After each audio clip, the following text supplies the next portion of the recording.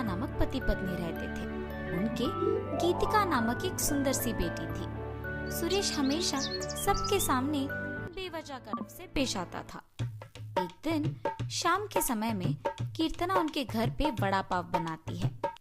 कीर्तना, तुम्हारे हाथ का ये वड़ा पाव सच में बहुत स्वादिष्ट है। और इतने में उनके घर सुरेश के रिश्तेदार आते हैं। अरे सही समय पे आए हैं, मेरी बीवी अभी अभी गर्मा गर्म वड़ा पाव बना रही है, बहुत स्वादिष्ट है।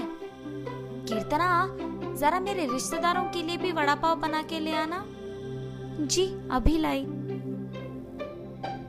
ये कह के गर्मा गर्म वड़ा पाव बना के वहां लाती है और उनके रिश्तेदारों को परोसती है। उनके रिश्तेदार उसे खाने के बाद कहते हैं,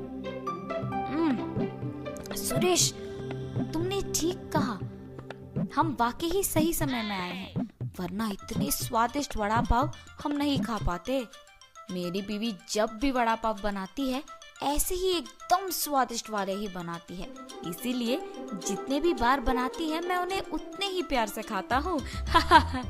हाँ, बात तो सही है, इतने स्वादिष्ट वड़ा पाव तो कोई आसानी से नहीं बना सकता। अगर तुम्हारी बीवी ने दुकान लगाया तो लोग खरीद के खाएंगे ने। हाँ नरेश, अगर मैं इतना स्वादिष्ट वड़ा पाव बनाती तो पक्का दुकान लगा देती। अगर मैं अपनी बीवी के साथ एक वड़ा पाव का दुकान शुरू करूंगा तो सभी वही आके खाएंगे और उन्हीं स्वादिष्ट वड़ा पाव के बारे में सारा गांव बात करेगा। ये एक अच्छा सोच है। ऐसे ही उसके रिश्तेदारों के जाने के बाद भी उसी विचार के बारे में सोचते रहता है। तब कीर्तना को नजर आता है कि उसके पति किसी सोच में पड़े हैं। उनके पास जाकर कहती है, क्या हुआ जी, किस चीज के बारे में इतना सोच रहे हैं आप? कीर्तना, तुमने तो सुना है ना कि मेरे रिश्तेदारों ने क्या कहा, हम हमारे घर के सामने ही एक वड़ा पाव का दुकान लगाएंगे। तब मेरे रिश्तेदारों के ही तरह इस गांव के सारे लोग उसी के बारे में बात करेंगे। ठीक है, आपके विचार के अनुसार ही हम वड़ा पाव बना के बेचेंगे, लेकिन आपको अब से ऐसे बेवजह गर्व की बातें करना बंद करना पड़ेगा। अगर आप इसी बात को मानकर अपने बर्ताव को बदलने का वचन देंगे तो ही हम ये व्यापार शुरू करेंगे। हाँ, अब अगर मैं अपनी बीवी की बातों को नहीं मानूंगा तो वो शायद व्यापार शुरू करने के लिए नहीं मानेगी और मैं ख्यालों के अनुसार और मेरे ख्यालों के अनुसार कुछ नहीं होगा। ठीक है कीर्तना, तुम्हारी इच्छा के ही अनुसार मैं अपना बर्ताव बदलूंगा। हम कल से ही वड़ा पाव बना के बेचेंगे। और ऐसे ही वो बाहर जाकर वड़ा पाव की तैयारी के लिए जरूरी सामग्री लेकर आता है और अगले दिन नरेश उनका दुकान शुरू करके उसकी बीवी को वड़ा पाव बनाने के लिए कहता है। कीर्तना उसके पति के बातों के अनुसार ही वड़ा पाव बनाना शुरू करती है। स्वादिष्ट और गर्मा गर्म वड़ा पाव, आइए बाबू आइए। ऐसे जोर जोर से चिल्लाने के कारण उस तरफ जाते हुए सारे लोग आकर्षित होकर उसके दुकान आते हैं और वड़ा पाव लेके उन्हें खाने लगते हैं। सुरेश, वड़ा पाव तो बहुत गर्म और स्वादिष्ट है।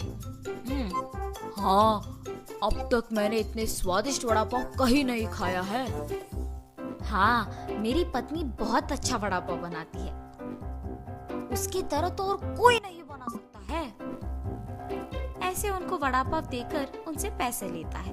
उस रात को जब बैठ के वो आए हुए पैसों की गिनती करने लगते हैं तो कीर्तना कहती है, अरे वाह, पहले ही दिन हमें लाभ आया है जी। निवेश के पैसों से ज्यादा पैसे तो हमने कमाया है। क्या सच में? अगर हमने ऐसे ही इसे बरकरार रखा ना तो जल्द ही हमारा बहुत बड़ा व्यापार बन जाएगा कीर्तना। हाँ, आप सही कह रहे हैं। पहले ही दिन उतने पैसे देख पति पत्नी दोनों खुश होते हैं। ऐसे ही वो हर रोज उनके सोच के मुताबिक वड़ा पाव बना के उसे बेचते हैं और कुछ ही दिनों में उनका व्यापार अच्छा चलने लगता है। मेरे सोच के मुताबिक ही हमारा व्यापार अच्छा चल रहा है। किसी और के दुकान में तो इतने लोग ही नहीं आते हैं। कुछ दिन पहले शुरू करने के बावजूद हमारा व्यापार बाकियों से बहुत बेहतर चल रहा है। और हमेशा की तरह सुरेश वापस बेवजह के गर्व में डूब जाता है और बाकियों को भी वही बातें सुनाते रहता है। उस दिन दुकान को आए एक आदमी को वड़ा पाव लाकर देता है। मैं यहाँ जब भी वड़ा पाव खाता हूँ बहुत स्वादिष्ट होता है, एक भी बार इसका स्वाद नहीं बदला। हाँ, आपने सही कहा, मेरी बीवी बहुत अच्छा वड़ा पाव बनाती है। नया व्यापार होने के बावजूद बाकियों से हमारा बहुत अच्छा चल रहा है। हाँ। ऐसे ही वहाँ मौजूद सभी से बात करता है और ऐसे ही बात करते हुए वो उन लोगों से पैसे लेना भूल जाता है।